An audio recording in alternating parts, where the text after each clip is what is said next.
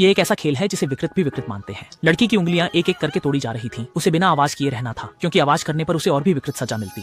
जैसे ही वह आखिरी उंगली तक पहुंची, नायक ने उपचार मंत्र का प्रयोग कर राजकुमारी की सभी उंगलियों को पहले जैसा कर दिया। राजकुमारी को तब एहसास हुआ कि नायक उसे शुरू से अंत तक चिढ़ा रहा था और वह इस अमानवीय यातना को और बर्दाश्त नहीं कर सकती थी। उसने एक चीख और गालियां निकाली। हालांकि ये और भी विकृत सज्जा की शुरुआत थी। नायक ने लोहे की छड़ को लाल गर्म करते हुए अपने हाथ में छोटी छड़ी उठाई और राजकुमारी को विनम्रता से चुनाव करने के लिए कहा। यही कारण है कि नायक को छड़ीवीर कहा जाता है।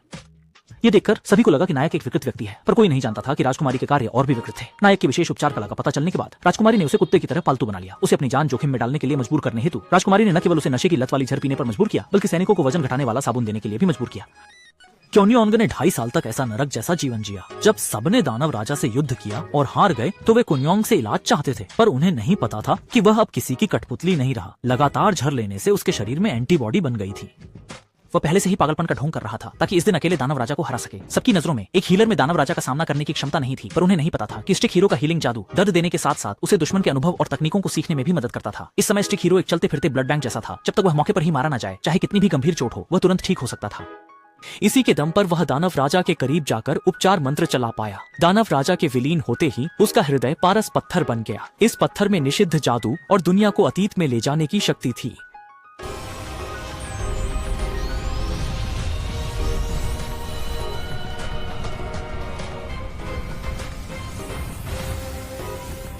एक सफेद रोशनी चमकी। गुनयुंग अपने 18वें जन्मदिन की पिछली रात में लौट आया। इस बार वह उन सभी को जिन्होंने उसे अपमानित किया 10 या 100 गुना कीमत चुकाने पर मजबूर करेगा। उसने पहले से छोड़े गए तरीकों से अपनी पिछली जिंदगी की यादें वापस पाई और उसे पहचान की आंख भी मिली। 18वें जन्मदिन पर उसने अपनी योद्धा रक्त रेखा को जगाया।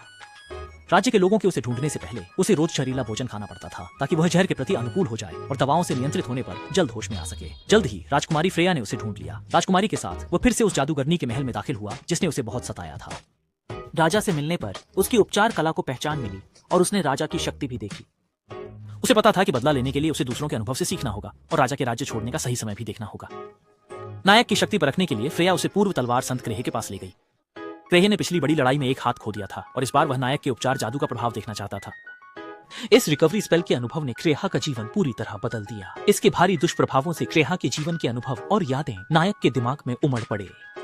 उसे तब पता चला कि इस लड़की का अतीत कितना दर्दनाक था। क्लेयर का हाथ चमत्कार से फिर से उगाया, पर नायक दुष्प्रभाव से कोमा में चला गया। क्लेयर ने गंभीरता से कहा कि वह इस उपकार को जीवन भर चुकाएगी, लेकिन फ्रेया ने उसे तुच्छ समझा। उसके लिए एक बार जादू से बेहोश होने वाला बेकार था। उसने अपने आदमियों को आदेश दिया कि नायक को बार बार हीलिंग मैजिक इस्तेमाल करने पर मजबूर करें। फ्रेया के इस रवैये ने नायक के बदले की भावना को और मजबूत कर दिया। अगले दिन फ्रेया ने झर मिली चाय भिजवाई। नायक जानता था कि इसमें जहर है, फिर भी उसने बिना किसी हिचकिचाहट के उसे पी लिया। जहर का असर तेजी से हुआ और नायक बेहोश हो गया। जब वह जागा तो उसे काल